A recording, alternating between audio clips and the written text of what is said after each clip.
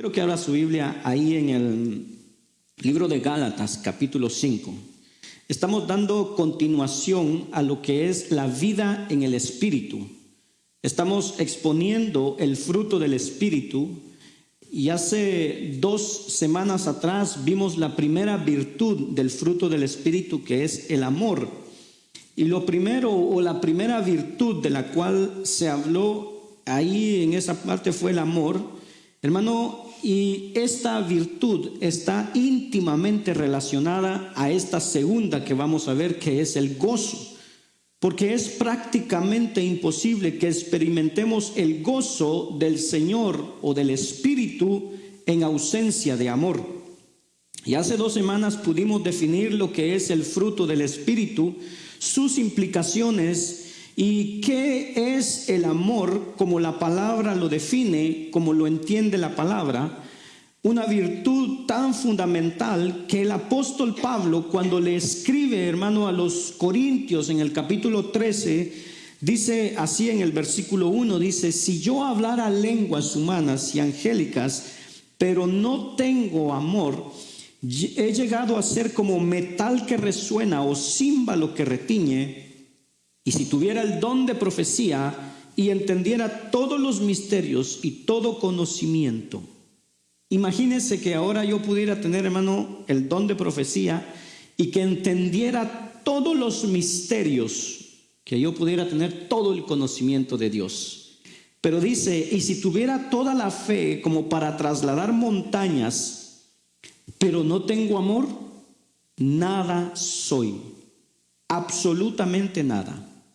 Y si diera todos mis bienes para dar a comer a los pobres, y si entregara mi cuerpo para ser quemado, pero no tengo amor, de nada me aprovecha.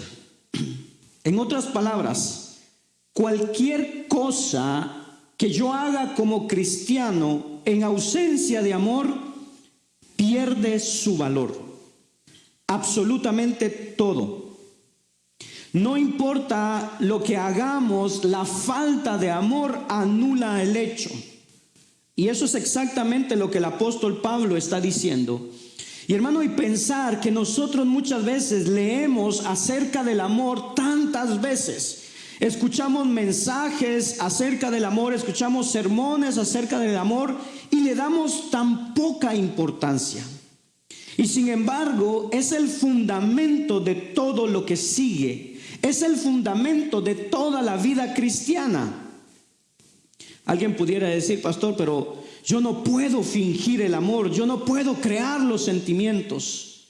A lo cual pudiéramos responder, o mejor dicho, Cristo pudiera responder: pero es que yo no te mandé, yo no te mandé a que sintieras el amor, sino que yo te pedí que obedecieras y que amaras a la persona. Eso es lo que Dios nos pidió. Yo te pedí que practiques el amor. Y eso lo puedo hacer hasta con un enemigo.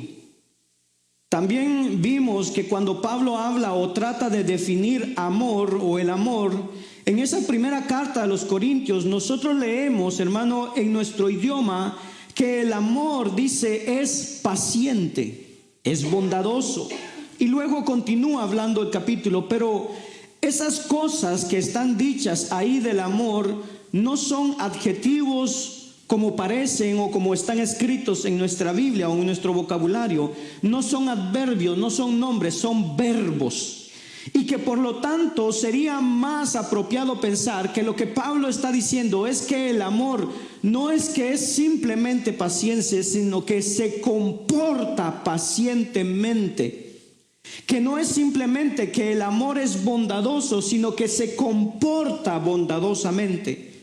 Esas acciones del amor pueden ser hechas y practicadas con cualquier persona.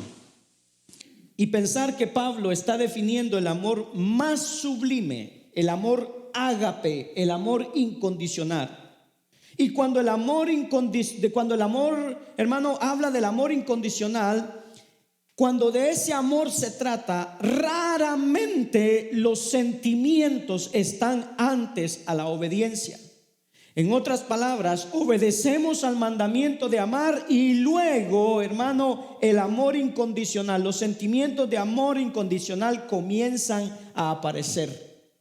Creo que nosotros muchas veces necesitaríamos entender todavía mejor de qué es que estamos hablando cuando la palabra de Dios nos habla del amor ágape.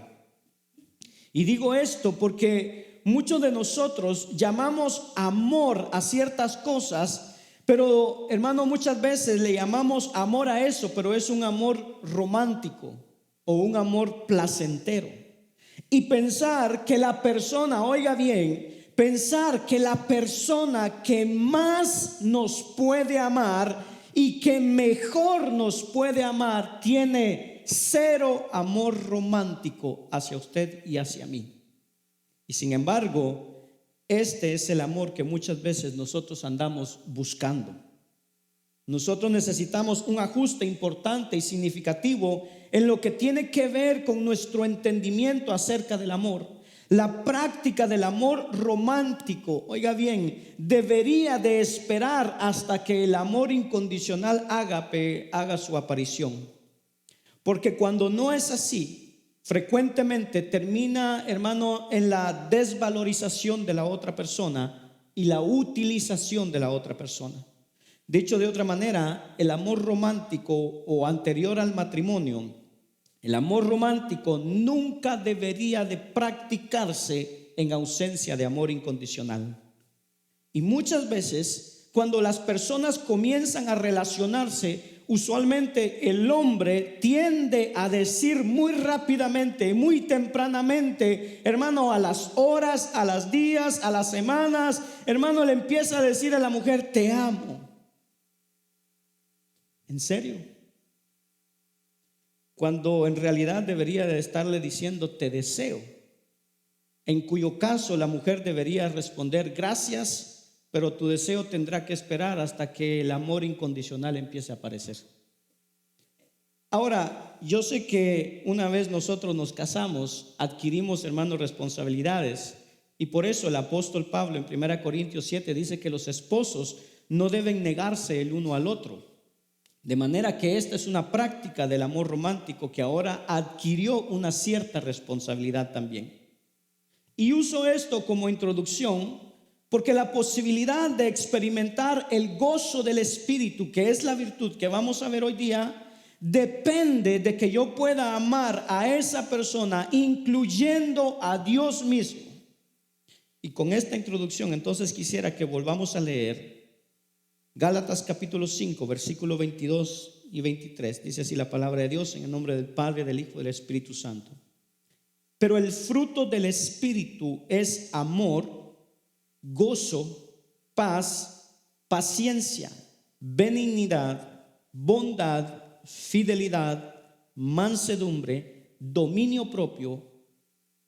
Contra tales cosas no hay ley. Incline su rostro, vamos a orar y vamos a pedirle al Señor que hable a nuestras vidas. Padre que estás en los cielos, amén y amén. Puede repetir después de mí: ser de bendición en donde quiera que estemos es el propósito de Dios por el cual nacimos.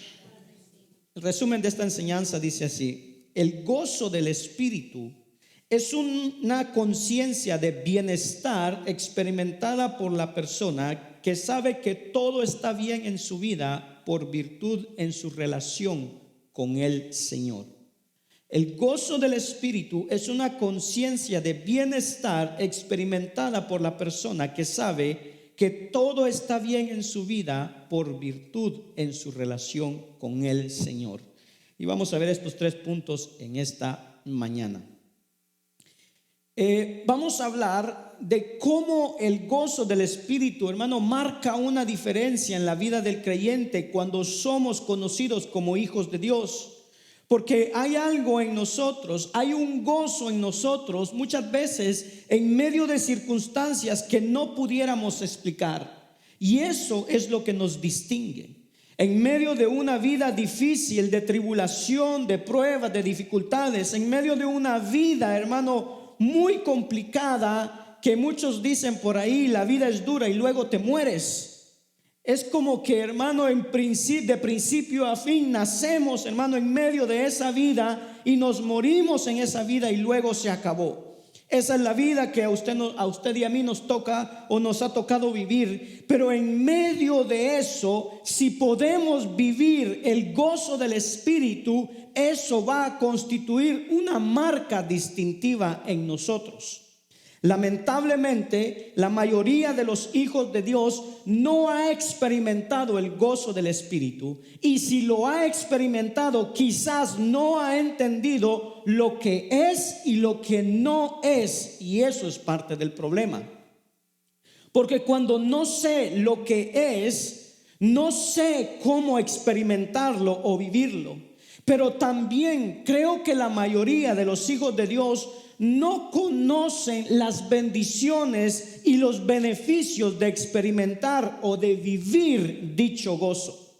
Entonces vamos a abordar cada una de estas preguntas, de estas dificultades y dudas, para que nosotros podamos, hermanos, salir de este lugar hoy más edificados, mejor edificados de aquí y más dispuestos a experimentar lo que para nosotros es una necesidad, y es vivir el gozo del Espíritu en nuestra vida cristiana.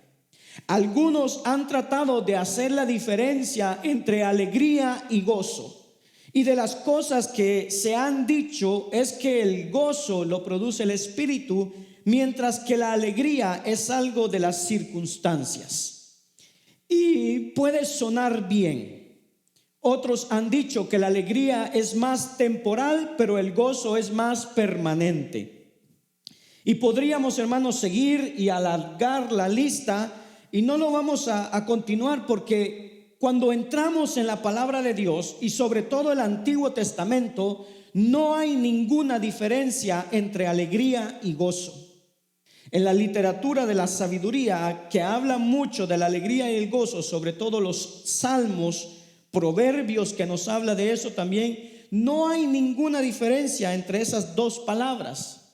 Le voy a leer Proverbios capítulo 11, versículo 10, dice así: con el bien de los justos se regocija la ciudad. Eso tiene que ver con gozo. Dice, se regocija la ciudad, y cuando perecen los impíos hay gritos de alegría. Es una idea similar, de manera que lo que está abajo, la segunda línea, no dice nada nuevo de diferente con la primera línea. Es un tipo de paralelismo. Es así como se le llama en la literatura hebrea. Entonces, hoy en día no estamos aquí para establecer la diferencia entre eso, sino que estamos aquí para entender mejor y posiblemente llegar a experimentar el gozo del Espíritu en nuestras vidas. El diccionario de la Real Academia define el gozo como alegría del ánimo. Y esto nos ayuda un poco porque usa un sinónimo para definir la palabra gozo: alegría de ánimo. El diccionario inglés Merriam-Webster define el gozo como sentimiento de gran alegría. Y creo que nos encontramos en el mismo lugar. Pero aun si esas definiciones fueran correctas, son muy superficiales a la luz de lo que la palabra de Dios tiene que decirnos acerca del gozo del Espíritu. Comenzando por el hecho de que tanto en el Antiguo Testamento como en el Nuevo Testamento, el gozo del Señor, oiga bien, el gozo del Señor está íntimamente relacionado a mi salvación. Y claro, porque si el gozo del Espíritu, hermano, si es el gozo del Espíritu y yo no recibo el Espíritu, hermano, entonces no soy salvo. Esa experiencia tiene que estar relacionada con mi salvación. Por eso ninguna persona, oiga bien, ninguna persona que no sea cristiano, que no ha recibido a Cristo como Salvador, puede experimentar nada de lo que tiene que ver con el fruto del Espíritu. Ninguna persona, comenzando por ahí.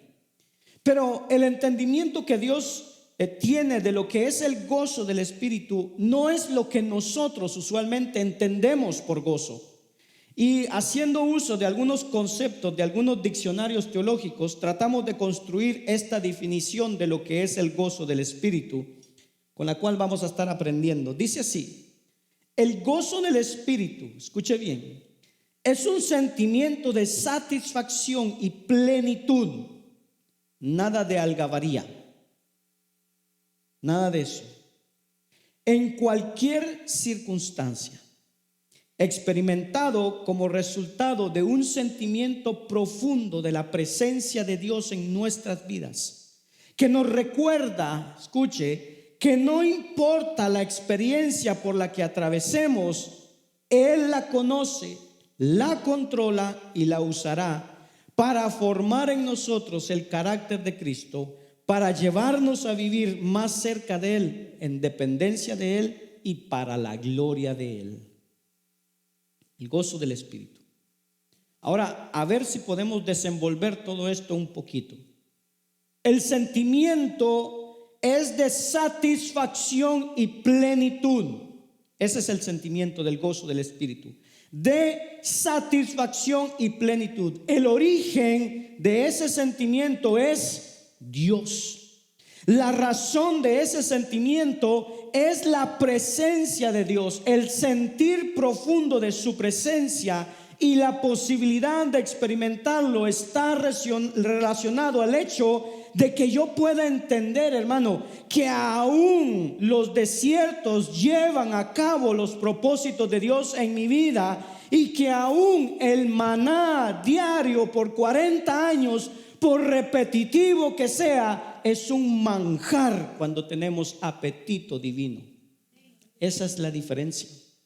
Y creo que esta definición es importante porque nos permite entender que es posible tener el gozo del Espíritu y pasar por experiencias de tristezas de un día, de semanas, de meses, de años y aún más.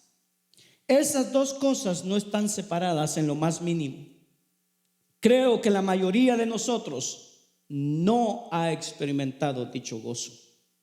Comenzando porque ni siquiera entendemos bien qué es lo que eso significa. Y creo que estaríamos, hermano, de acuerdo, pienso yo, que si ha habido en la historia de la iglesia una persona que ha podido experimentar, vivir el gozo del Espíritu continuamente, esa persona tendría que ser Cristo Jesús a su paso en la tierra.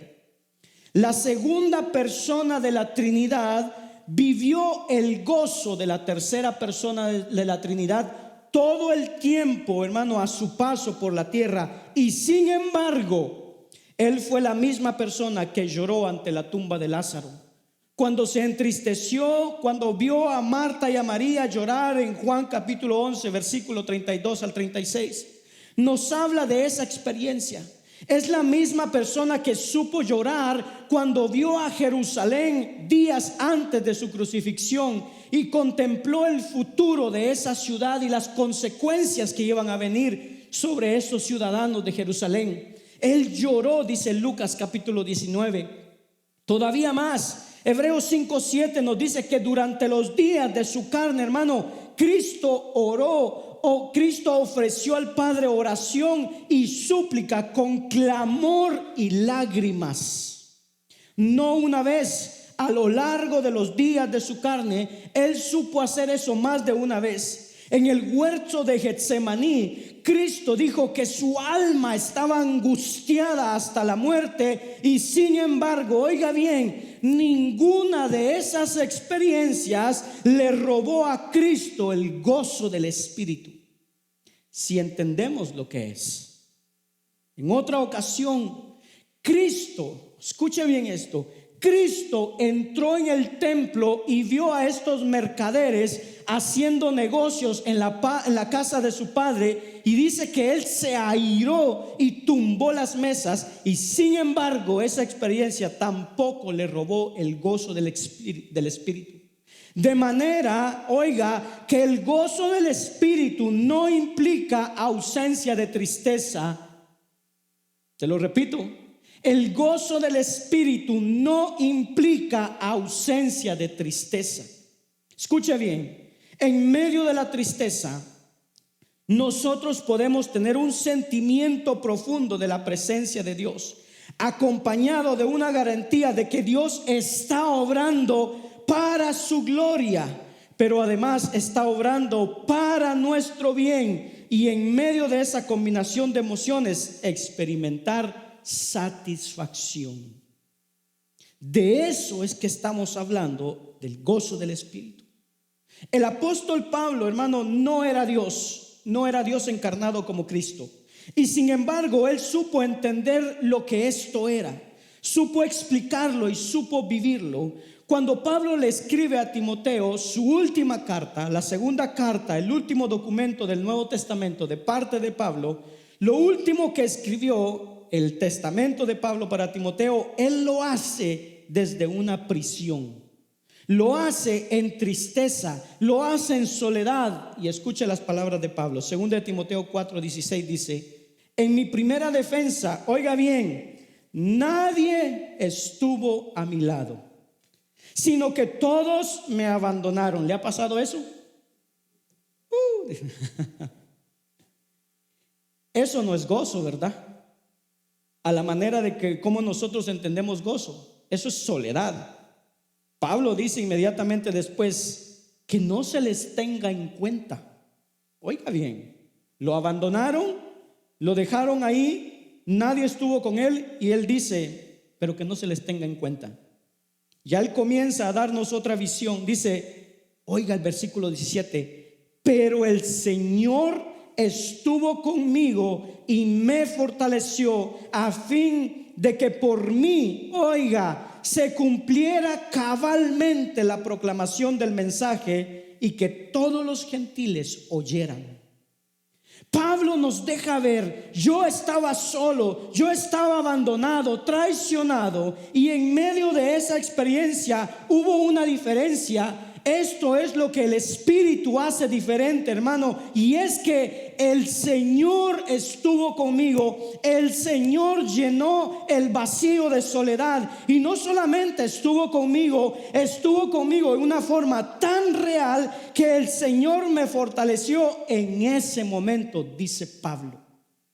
Pablo está experimentando en ese sentido profundo de su presencia, hermano, el gozo del Espíritu, y no solamente de su presencia. Experimentó el hecho de que aún en ese momento su prisión, oiga bien, su prisión, su soledad, su tristeza, su abandono, escuche, estaban cooperando hacia los propósitos de Dios. Y es por eso que él dice literalmente que el Señor me fortaleció a fin de que se cumpliera cabalmente la proclamación del Evangelio y que todos los gentiles oyeran. Hermano, en medio de la soledad, en medio de todo lo que podamos vivir, cuando estamos con el gozo del Espíritu, todo lo que pasemos colabora para los propósitos de Dios. Eso le dio otra dimensión en medio de la soledad. Uno de los gigantes de la historia cristiana, Charles Spurgeon, conocido como el príncipe de los predicadores, otros le llamaban la lengua de oro de Inglaterra. Cuando usted lee el testimonio de Spurgeon, sus depresiones son históricas. En una ocasión estaba en su iglesia y de repente dice que alguien gritó fuego dentro de la iglesia sin haberlo. Y el caos que eso produjo, dice que terminó con la muerte de varias personas y varios quedaron lesionados. Spurgeon se deprimió tanto que varios domingos después de que, hermano, eso pasó, él llegó al púlpito y literalmente dijo esto: casi me arrepiento esta mañana de haberme aventurado a ocupar el púlpito, porque me siento completamente incapaz de predicar para tu beneficio. Pero dice que él inmediatamente se incorpora, sigue orando porque tiene que predicar, y dice: oh Espíritu de Dios, magnifica tu fortaleza en la debilidad de tu siervo y empodéralo para honrar a su Señor, aun cuando su alma está profundamente triste dentro de él. Nosotros no oramos de esa manera, a menos de que tengamos la llenura del Espíritu. Y no podemos tener llenura del Espíritu sin el gozo del Espíritu. De eso se trata, de eso habla la llenura. De manera que, hermano, una cosa y la otra no están despegadas. Spurgeon conocía perfectamente bien lo que dice Santiago capítulo 1, versículo 2, dice: tengan por sumo gozo, hermanos míos, cuando se hallen, ¿en qué dice? En la playa, en Hawái, en diversas pruebas, sabiendo que la prueba de su fe produce paciencia, y que la paciencia tenga su perfecto resultado, para que sean ustedes perfectos y completos, sin que nada les falte. Oyó lo que dijo Santiago y lo que no dice Santiago. Santiago no dice que la prueba de nuestra fe es un gozo. Él no dice eso. No, él dice que la tenga por gozo. Que nos hagamos de cuenta que, dado que las pruebas por las que atravesamos son usadas por Dios y corresponden al plan de Dios, entonces yo debo hacer como Cristo, hermano, que por el gozo puesto delante de él, dice, soportó la cruz. Y que la tenga por gozo, para que eso cambie el sabor de la experiencia que estoy pasando. ¿Y cuál es la razón por la que voy a tener las pruebas, las dificultades, la tribulación por gozo? ¿Por qué? Porque en ellas se obran los propósitos de Dios. Escuche bien, el gozo del Espíritu es un regalo de Dios. Es un regalo producido por su Espíritu. ¿Cuándo? ¿Cómo yo puedo obtener eso? Cuando cultivamos una estrecha relación con Él, que nos lleva a estar satisfechos en toda circunstancia, conociendo que estoy donde estoy por designio de Dios, para los propósitos de Dios y para la gloria de Dios. Si conozco eso, yo puedo comenzar a cambiar, hermano, el sabor de la experiencia que estoy pasando. La pregunta entonces es si es algo, hermano, que todos los cristianos deberíamos de tener, o es algo como los dones. ¿El gozo es un don o es algo que, hermano, es algo que algunos tienen y otros no? Bueno, cuando vemos el Nuevo Testamento nos habla del gozo, pero no dice que sea un don, sino que un fruto. Y se supone que el fruto es del Espíritu, y el Espíritu mora en cada creyente. Por tanto, es el deseo de Dios de que cada hijo de Dios viva el gozo del Espíritu, producido por el Espíritu. El Nuevo Testamento no nos presenta esta experiencia como una opción o como una recomendación, como algo bueno para vivir, no, sino como una experiencia de que todos deberíamos de tener esta experiencia, entendiendo que el gozo no es algo, oiga bien, el gozo del Espíritu no es algo que yo gano, eso no es algo que yo me gano, es algo que el Espíritu de Dios quiere dar de manera regular a todos sus hijos. Y eso es importante que yo lo pueda entender. Pablo lo entendió a sí mismo, que esto es algo tan vital que debe marcar cada creyente. Y cuando él escribe, oiga, a los filipenses, ¿sabe cómo se le llama la carta a los filipenses? La carta del gozo. ¿Y sabe de dónde la escribe? Desde una prisión, solo, en una ciudad que lo había acusado, lo había perseguido, donde, hermano, había gente, dice, que predicaban a Cristo por amor al dinero, donde había algunos que eran enemigos, hermano, de la cruz, a quienes Pablo les llama perros. En esas condiciones Pablo escribe a los filipenses, y él escribe en Filipenses 4:4, dice: regocíjense en el Señor siempre. Otra vez lo diré, regocíjense.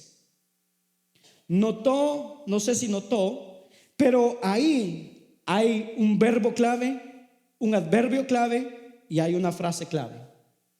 El verbo es regocíjense, es un imperativo. No es que lo consideremos, es que lo hagamos. El adverbio es siempre. ¿Cuándo lo voy a hacer? ¿Cuando las circunstancias me favorecen? No. ¿Cuando las cosas van saliendo bien? No. ¿Cuando tenga garantía de las cosas? No. Siempre. Pero hay una clave, una frase clave ahí, y es en el Señor. Yo no puedo tener el gozo del Espíritu fuera del Señor. Eso es una imposibilidad. Y si Dios es quien controla, hermano, las circunstancias de nuestras vidas, entonces yo puedo confiar en el controlador de mi pasado, mi presente y mi futuro. El apóstol Pablo, hermano, trató de enseñar esto a todas las iglesias donde él iba, las que él plantó, las que él visitó. Trató de enseñar acerca de esto como una experiencia que todos deberían de vivir. Y es por eso que él les escribe a los tesalonicenses en su primera carta, capítulo 1, versículo 6. Esto es lo que el apóstol Pablo dice: y ustedes llegaron a ser imitadores de nosotros y del Señor. En otras palabras, aquí está Dios, aquí estoy yo y ustedes. Ustedes me imitaron a mí, pero terminaron imitando al Señor. Eso es lo que está diciendo. Habiendo recibido la palabra en medio de ¿qué? Mucha tribulación. Pablo le dice: yo fui a ustedes, les prediqué el mensaje, les enseñé, fui de casa en casa, estuve en la sinagoga, pero tuve que salir al tercer sábado de reposo. Había mucha tribulación, pero escuche, dice él: habiendo recibido la palabra en medio de mucha tribulación. ¿Con qué? Con el gozo del Espíritu Santo. O sea que en medio de la tribulación, en medio de la angustia, hermano, de Tesalónica, eso no les robó el gozo del Espíritu. Y hermano, dice Pablo, yo estoy testificando que ustedes lo recibieron con el gozo del Espíritu. A pesar de la tribulación, yo fui y les visité en medio de la tribulación y experimenté las mismas cosas que ustedes. Pablo dice: ustedes me imitaron a mí, pero yo estaba simplemente imitando al Señor Jesús. Y antes de Pablo cerrar la carta, en el capítulo 5, versículo 16, Pablo les dice lo siguiente: estén siempre gozosos. Mire cómo les dice: estén. No es que lleguen a alcanzarlo. En otras palabras, permanezcan gozosos. Que no se les vaya. Que no salgan, hermano. Ustedes no salgan a buscar el gozo. Hermano, escuche, el gozo no se busca, porque no es una cosa para ser encontrada. Usted puede salir a buscarme a mí y me puede encontrar en la calle. Usted puede salir, hermano, no sé, ir al supermercado, ir a buscar algo y encontrarlo. Pero ¿dónde va a ir a buscar un pedazo de gozo? ¿A dónde va a ir? Mire, disculpe, ahí tiene gozo. Mire, ahí está el gozo, no lo deje ir, agárrelo rápido. No es una cosa que se busca. Buscamos a quien lo da. Y esa es una diferencia. Y cuando buscamos quien lo da, en su presencia podemos tener la experiencia del gozo en cualquier circunstancia. Creo que la mayoría de nosotros estaríamos de acuerdo en que el gozo del Espíritu es algo que Dios otorga, que Dios da. Sin embargo, continuamente cometemos el error de buscar lo que Dios da en vez de buscar al dador. Y ahí hay un problema, porque lo que yo estoy haciendo es buscando las añadiduras sin buscar al dador de aquello que yo deseo. Cristo lo enseñó, que nosotros, hermanos, deberíamos buscar el reino de Dios y su justicia, y todo lo demás os será dado por añadidura. Pero muchas veces nosotros queremos las dádivas sin el dador. Queremos el sol o la luz del sol, pero sin el sol. Queremos la luz del sol, pero sin que el calor nos moleste. Queremos la luz del sol, pero sin que la luz nos queme. Y de la misma manera, muchas veces queremos el gozo del Espíritu, pero sin la convicción que Él produce cuando estoy andando por mal camino. Queremos el gozo del Espíritu, pero sin que el Espíritu llegue a restringir mis deseos pecaminosos. Porque oiga, no todo es Biblia y no todo es iglesia. Queremos el gozo del Espíritu cuando adoramos, así como estábamos hoy día en la iglesia adorando, cantando. Pero hermano, cuando estamos ahora disfrutando y luego cantando al Señor, queremos ese gozo del Espíritu y luego estar, hermano, en la contentura de la carne cuando estamos el resto de la semana con otro grupo de personas. Si vamos a querer la luz del sol, necesitamos recibirla con todo lo que la luz puede dar. Y si vamos a querer el gozo del Espíritu, lo necesitamos recibir con todo lo que el Espíritu puede hacer en nuestras vidas. De lo contrario, no lo podemos tener. Ahora, déjeme poner esto al día. Si en los 2 últimos o de los 2 años que tuvimos de pandemia, gracias a Dios ya se terminó, pero en esos años que vivimos, si encontramos que el gozo de nuestra vida cristiana se fue apagando, lo cual como pastores hemos ido encontrando, de cómo la pandemia enfrió a un grupo de personas, lo que pasó después es que muchos salieron a buscar ese gozo a caminos ilegítimos, y en esos caminos ilegítimos encontraron algo que se confundió con el gozo del Espíritu, pero que es placer. Pero tarde o temprano el placer de la carne traerá consecuencias de la carne, y cuando las consecuencias lleguen, ni el placer está, ni el gozo tampoco. Esto es como ocurre, hermanos, cuando yo me alejo del trono de Dios, de la gracia de Dios. Yo comienzo a buscar en la basura del mundo aquello que solamente podemos encontrar en la presencia de nuestro Creador y nuestro Redentor. Es ahí donde está el gozo del Espíritu. Si alguna vez usted ha experimentado placer de cualquier tipo, puede ser incluso, hermano, después de haber hecho ejercicio, de haber corrido, tiene un cierto sentimiento de placer. Si pudiéramos entrar a su cerebro, esto es lo que está ocurriendo. Ha habido un aumento, hermanos, de hormonas y neurotransmisores que tienen nombres. Uno se llama dopamina, a otro se le llama adrenalina, serotonina y muchas otras. Pero lo que usted ha experimentado, esa sensación placentera, eso es el resultado de un proceso químico o bioquímico a nivel cerebral. Cuando esos neurotransmisores comienzan a bajar, así va bajando la intensidad de placer o la experiencia que vive. La intimidad es el mejor ejemplo de ilustración de eso. Pero cuando experimentamos, oiga bien, cuando experimentamos el gozo del Espíritu, lo que ha aumentado no es un nivel hormonal o químico de un transmisor neuroquímico. Lo que ha aumentado es nuestra cercanía a Dios. La diferencia, hermano, entre esas dos cosas es del cielo a la tierra. Y la pregunta es ahora, ¿qué es lo que yo experimento en la presencia de Dios que me da esa satisfacción placentera, espiritual, que llamamos el gozo del Espíritu? ¿Qué es lo que yo comienzo a entender? ¿Qué es lo que yo comienzo, hermano, a sentir dentro de mí? Y es que comenzamos a experimentar todo lo que Adán y Eva perdieron en el jardín.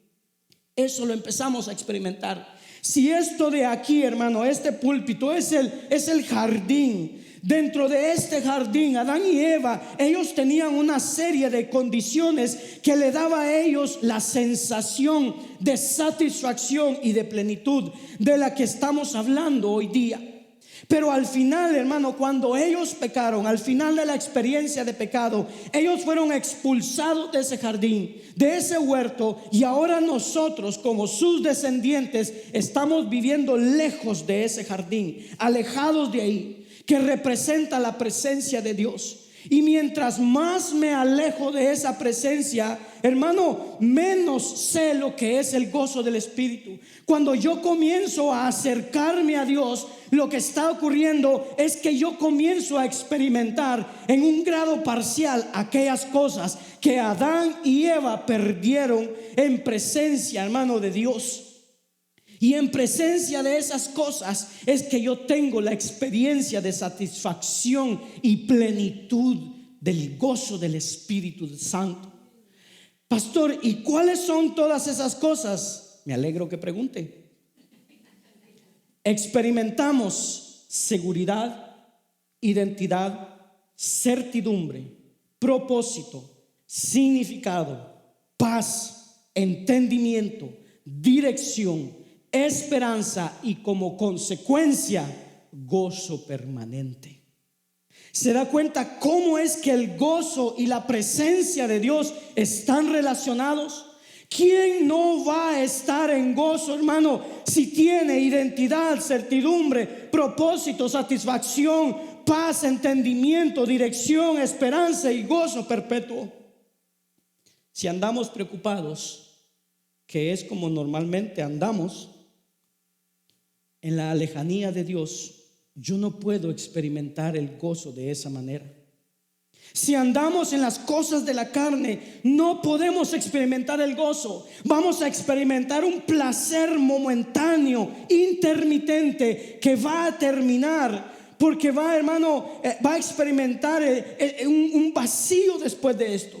Porque para experimentar el gozo del Espíritu, nosotros necesitamos vivir en la voluntad de Dios. Porque fuera de la voluntad de Dios, lo que yo vivo es pecado.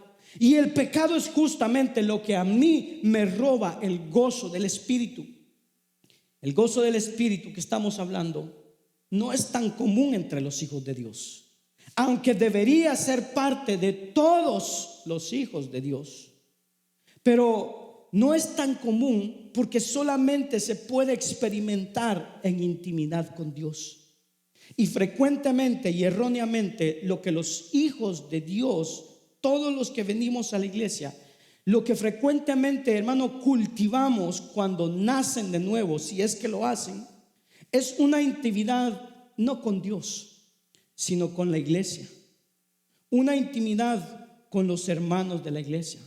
Una intimidad con los del grupo de mi estudio bíblico. Una intimidad, una cercanía con el grupo de adoración, con los que cantan, con los que tocan.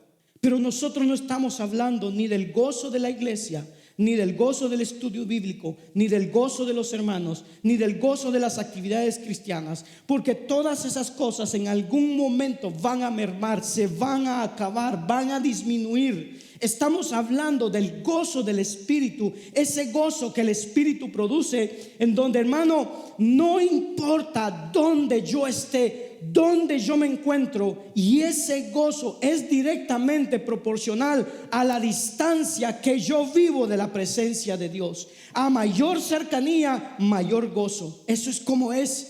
Y es inversamente proporcional a cuando yo vivo en la carne o en el Espíritu. A mayor vida en la carne, menor el gozo del Espíritu. A menor vida en la carne, inversamente proporcional, menor vida en la carne, mayor el gozo del Espíritu.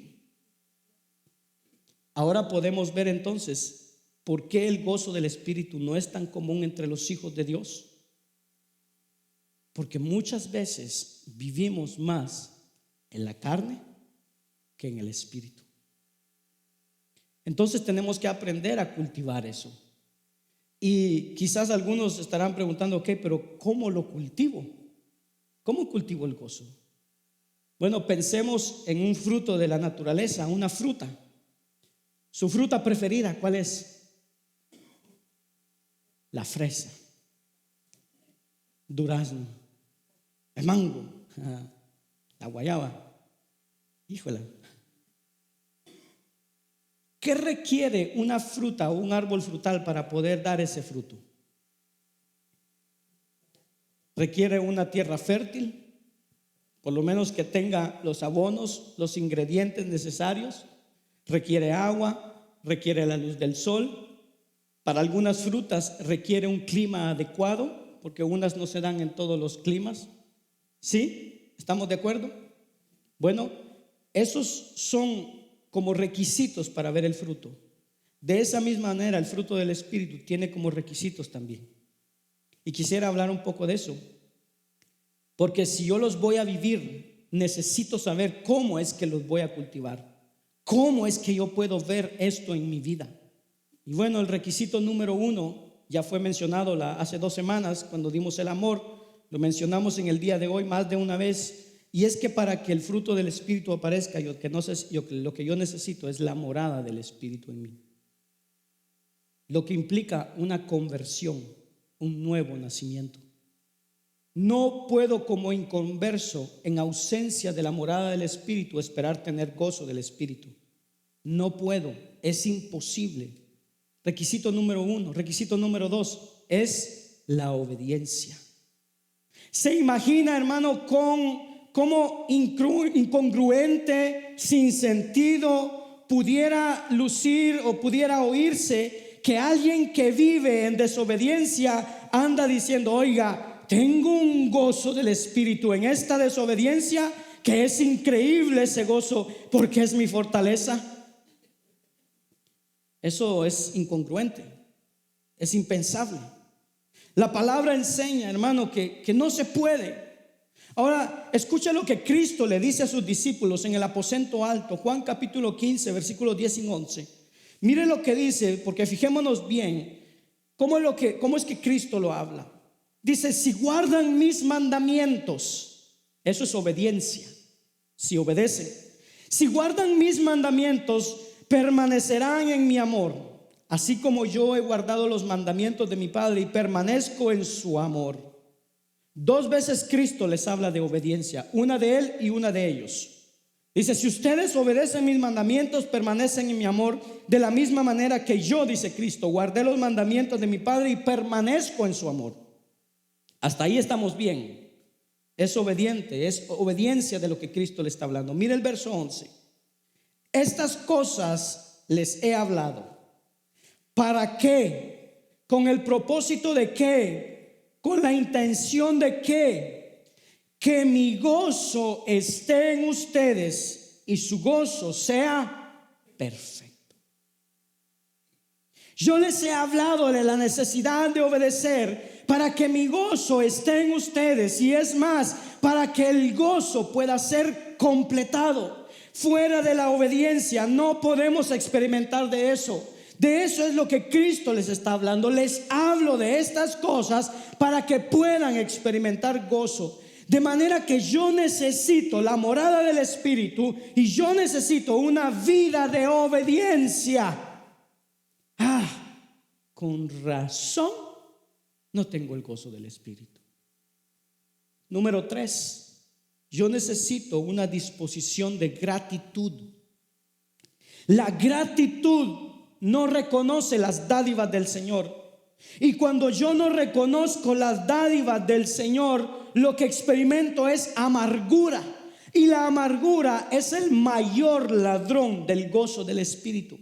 Si había algo dulce del gozo del Espíritu, hermano, la amargura me lo amarga. Valga la redundancia. El apóstol Pablo escribió la carta a los Filipenses, como dijimos, la carta del gozo. Y esto es como Pablo comienza Filipenses 1. Los primeros 5 versículos, él da gracias 2 veces a Dios. 2 veces en la cárcel, a oscuras y sin nadie. Y junto con eso, él les dice que él estaba orando por los filipenses y les dice: con gozo. Oiga, mi actitud de gratitud es lo que me permite orar con gozo por ustedes. Esto es lo que pasa porque a veces no podemos orar por nuestros hermanos o por nuestros enemigos, porque no estamos agradecidos con Dios por el perdón que Él nos ha dado. Cuando nosotros reconocemos ese perdón y estamos siempre agradecidos por ese perdón, yo puedo orar por mi hermano, yo puedo orar por aquel que me hizo daño, porque estoy agradecido por ese perdón de parte de Dios. Mi actitud de gratitud es lo que me permite orar con gozo por los demás. La ingratitud me roba y me amarga todo lo dulce que por el gozo yo pudiera experimentar. La gratitud es un ingrediente para el fruto del Espíritu. Y número 4, no que hayan otros, hermano, pero escogí estos porque que es lo que más vemos. Número 4, yo necesito una mente espiritual. Porque la mente carnal disfruta todo lo que está en este mundo, de este lado. La mente carnal solamente puede disfrutar lo que la carne disfruta. No puede disfrutar lo que el espíritu disfruta. Y las cosas que la carne disfruta están aquí hoy, pero no están mañana. Porque esas cosas son todas temporales. Escuche cómo Pablo lo dice en Romanos 8:5. Dice: porque los que viven conforme a la carne ponen la mente en las cosas de la carne, pero los que viven conforme al Espíritu, en las cosas del Espíritu. El gozo que nosotros estamos hablando es el fruto de una mente espiritual que tiene su pensamiento, hermanos, su meditación puesta en las cosas del Espíritu, en ninguna otra cosa. Por eso es por lo que el apóstol Pablo nos invita en la carta a los Colosenses, dice, a poner la mira en las cosas de arriba y no en las de abajo, porque las de aquí abajo tienen una sola posibilidad, y es traernos tristeza. Solamente es cuestión de tiempo. Entonces, cuando tenemos la mirada en las cosas de este mundo, en las cosas de aquí abajo, hermano, hay tribulación, hay aflicción. Y cuando tenemos la mira en las cosas de arriba, también hay tribulación y hay aflicción. Pero ¿sabe cuál es la diferencia? Cuando se tiene la mirada en las cosas de arriba, Pablo le llama a esas cosas que vivimos aquí en la tierra, tribulación, aflicción, él le llama como leves y pasajeras. Las prisiones, los naufragios, las 39 veces que fue latigado, las veces que estuvo con hambre, en escasez, una noche, en un día, en la mar, hermano, las cárceles, Pablo le llama a todo eso leves y pasajeras. Y nosotros no pasamos ni la 10ª parte de lo que Pablo pasó, y nos parece que son monumentales y duraderas. ¿Cuál es la diferencia? Que nosotros tenemos una mente demasiado terrenal, muy puesta en las cosas de aquí, y Pablo tenía una mente celestial, espiritual. Yo necesito una mente espiritual para poder disfrutar de las bendiciones de Dios. Y una de las bendiciones de Dios es el fruto del gozo del Espíritu. Recuerda cómo Filipenses 2, hermano, se habla de que Cristo dice que se despojó a sí mismo. Y la invitación que se nos hace al principio del capítulo, ¿cuál es? Dice, haya esta mente que hubo en Cristo Jesús. Que nosotros tengamos esa misma mente. La palabra en el original es froneo, una disposición, una actitud mental que hubo en Cristo Jesús. Entonces la manera como mi mente piensa es el origen número 1 de la falta de gozo en nosotros. Nuestra sensación de gozo es demasiado frágil. Hermano, muchas veces cuando es verano, hermano, nos vamos de paseo, nos vamos a la playa y nos vamos con la familia, con amigos, y se nubló y llovió, hermano, nos fuimos contentos y regresamos enojados porque llovió. Regresamos amargados. ¿Y qué fue lo que pasó? No, pues que llovió. O sea, no hay más días. No hicimos algo con la familia, con los amigos, que fue divertido, que pudimos disfrutar. Todo dependía de que unas nubes aparecieran o no aparecieran. Y no fuimos y llovió, pero pasamos un buen tiempo y en compañía con los hijos y los amigos. El apóstol Pablo nos dice cuando escribe a los romanos que nosotros no podemos permitir que las corrientes de este mundo les den forma a nuestras vidas, y que por el contrario nosotros deberíamos tener una mente transformada, renovada por el Espíritu. Bueno, es esa falta de transformación de mente la causa número uno de la ausencia del gozo en nosotros. Nuestra actitud determina cómo yo reacciono ante lo que me pasa.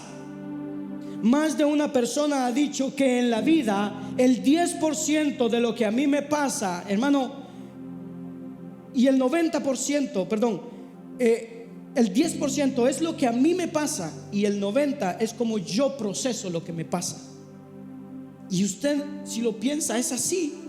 La manera como Pablo procesó las prisiones y como Cristo, hermano, procesó la cruz, no es como usted y yo lo hubiéramos procesado.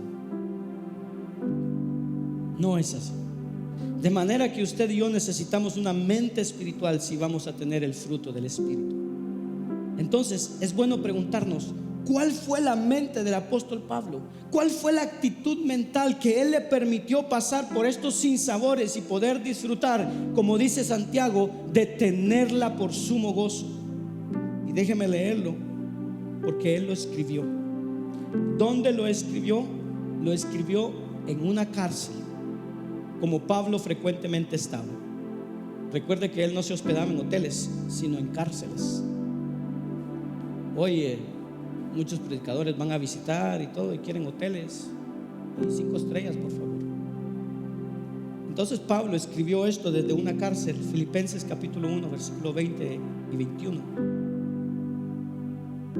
Y él dice: esta es mi actitud, dice, conforme a mi anhelo y esperanza de que en nada seré avergonzado, sino que en toda confianza, aún ahora como siempre, Cristo será exaltado en mi cuerpo, ya sea por vida o por muerte. Pues para mí el vivir es Cristo y el morir es ganancia. Pero Pablo, ¿cómo es que tú pudiste vivir de tal manera? Bueno, Pablo dice: déjame decirte, yo tenía un interés en la vida. ¿Mi interés cuál era? Que Cristo fuera exaltado.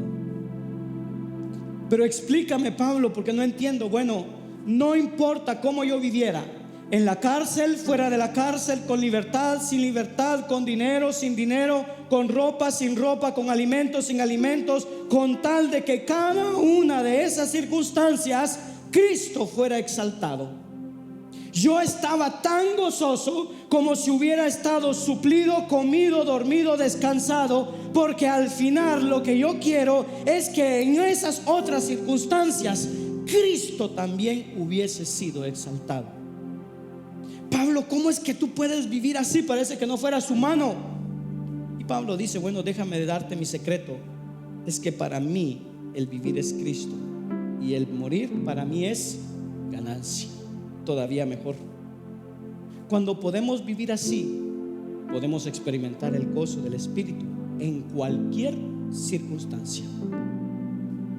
Pastor, pero mire, es que en este país todo está complicado. Estamos corriendo de un lado para otro, preocupados, trabajando, haciendo esto, haciendo lo otro. Yo sé, porque usted y yo vivimos en el mismo país, no estamos en países diferentes.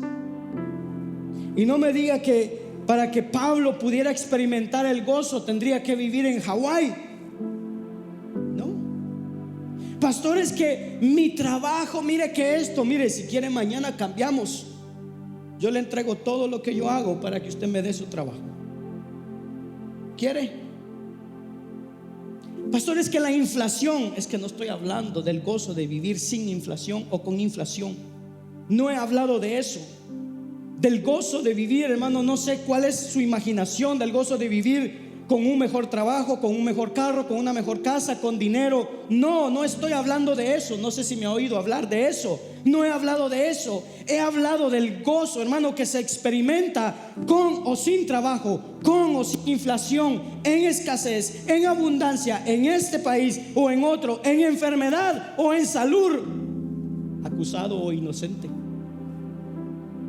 De eso es que estoy hablando. el Espíritu de Dios nos hace un llamado, nos dio su morada, nos dio vida eterna, inspiró la palabra y después nos entregó la palabra, nos abrió los ojos, nos abrió el entendimiento, nos da seguridad de que somos sus hijos, nos da seguridad de salvación, nos da garantía, nos da su presencia, nos dio sabiduría, nos dio discernimiento, propósito, certidumbre, nos colocó, hermano, en medio de una familia, de una comunidad cristiana. Mira, para que tengas una familia grande, si te hacían falta primos, tíos, sobrinos, papá, mamá, aquí hay una familia más grande que la tuya. Provee diariamente para nuestras vidas, nos sostiene en la adversidad, se acerca en el dolor y todavía nos quejamos de todo. Que el tráfico es mucho, que es un desastre, que el invierno, que la nieve, que el frío, que el calor, que las huelgas de las escuelas. Vamos a un mercado, no encontramos un producto, dos, y decimos que no hay nada. Nos quejamos de todo. Dice un dicho por ahí: no es en la sábana que está la fiebre, es en nosotros. Y esas son las razones por las que todavía no podemos decir: para mí el vivir es Cristo. Mi única preocupación debería ser que en estas circunstancias que estoy viviendo, ¿qué está viviendo ahorita, hermano?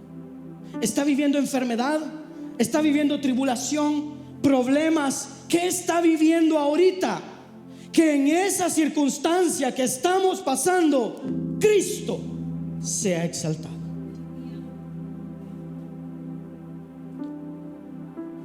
Pastor, pero a usted no le pasan cosas, usted no resbala, usted no se queja.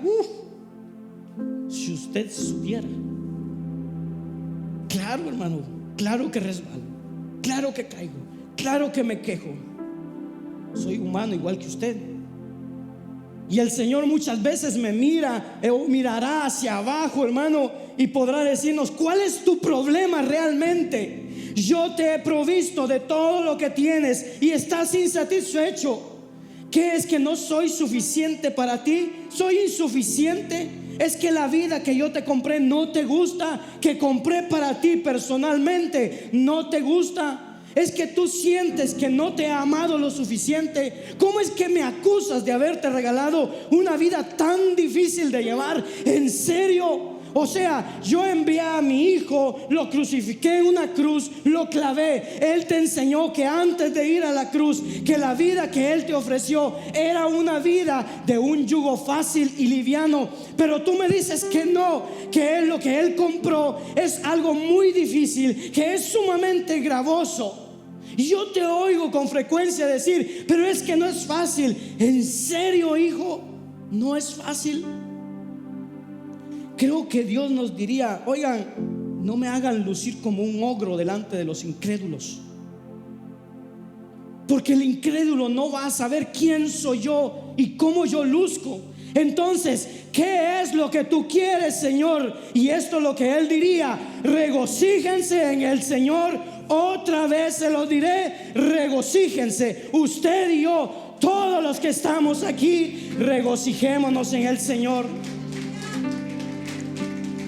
De manera que el mundo sepa que hay un lugar donde podemos encontrar plenitud y satisfacción, que se llama gozo del Espíritu. Y ese lugar es en la presencia de Dios. Que Adán y Eva lo tuvieron, hermano, y lo perdieron porque un día ellos decidieron salir de sus parámetros, de donde Dios había garantizado toda la experiencia de satisfacción, de gozo, de plenitud. Y ellos salieron de ahí porque ellos pensaron que fuera de ahí podían encontrar cosas que Dios no había provisto para ellos. Pues que el mundo sepa que no, que esa pareja se equivocó, y todos los que vinieron después también se equivocaron. Que es en la presencia de Dios en donde hay plenitud de gozo y delicias para siempre. Póngase de pie, vamos a ver.